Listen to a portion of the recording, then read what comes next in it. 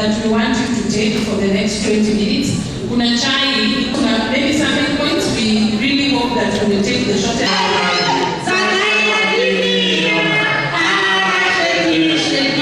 alluded to it. And we do know that how do you think this has happened, and how do we keep the stories of this? The movements that are fighting against GMOs, okay? The people who are saying we don't want militarism. We don't want to be dragged into Haiti. We don't want our country to be a country where military bases are, because in case of war, it's us who, will get destroyed, right? They're going to be extrajudicial killings. You start wondering, what is a government for? Because I thought myself, a government, any government that I call my government, has to guarantee my security of my life and the property. But when that government decides now they can't guarantee that, I think that's when I have to say the government is illegitimate, all right? So there are all these battle fronts and so forth, but in my view they are connected to the issue I mentioned here, the alternative political leadership. I was saying we have had a dictatorship here. It's a class, it's a class, it's not individuals, it's a class that is connected, to foreign interests. It's a class that has, doesn't have a notion of national interest, all right? And that's the biggest battle. That's the biggest battle these young people have to deal with a new leadership that can implement the constitution, can stop killings, can stop corruption, can stop thefts, wastage of resources, etc. All right.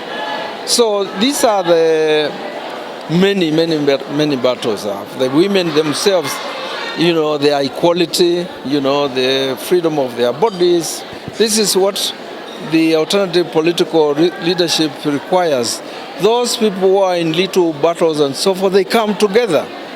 But in most cases, they are divided. Okay, they are pushing in different directions.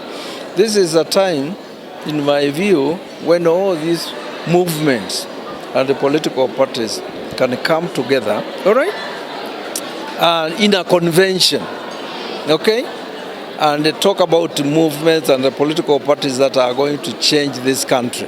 My name is Cj Mutunga. I'm from Coalition for Grassroots Human Rights Defenders. Na pia Pussy Power movement, why we call it Pussy Power is because of calling out the violence that comes targeting our bodies, because we don't want that kind of violence. And then also when we say our theme for this year Pussy Power Festival, which is a collective of feminist activists, academia, artists and government people also who are also present here, is to say our collective struggle and our collective liberation depend on us all, and we can't give up.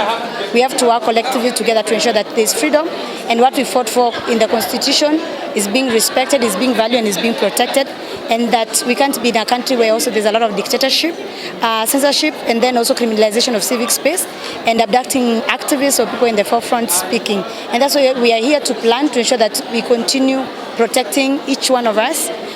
For the young ones who are also being mentored to be able to understand the space and why fighting for freedom is important. Some of these war that we want to win is against femicide, is against finance bill, which we feel it will be brought back again next year, bad leadership, is against also like criminalization of our farmers, against taking away the gender work and sexual reproductive health and rights work, because we are seeing there's a new formation of anti-gender, anti-choice groups that are trying to take away the gains and the rights that we have fought for.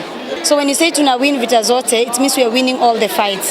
The fights against oppression, the fights against abduction, and it brings us together to be collectively and owning the struggle together, because we're not fighting for other people, we're also fighting for ourselves, because also we live in this country.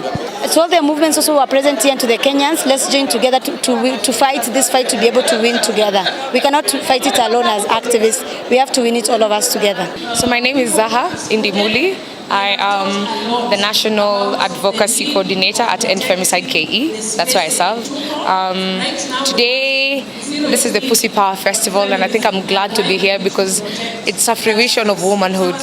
It's a celebration of what feminists are doing. It's organizing, it's more community building.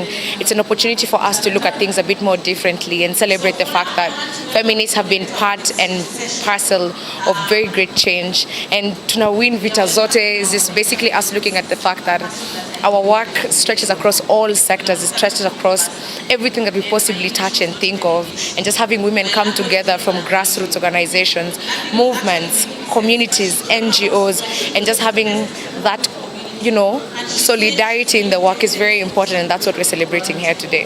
Things have to be linear, that things have to go a particular way, and life is changing.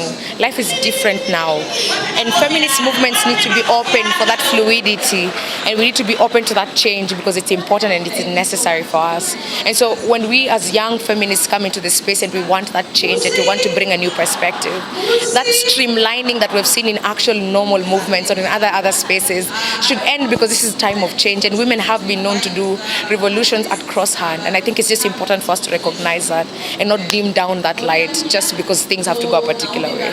Power is on us, power is in our hands, power is there, power is your voice, power is your sight, power is your conscience to know what is right, power is your conscience to choose what is truth to you and motivate yourself to fight for it regardless. And this fight doesn't end now. We are walking a path that have been walked before.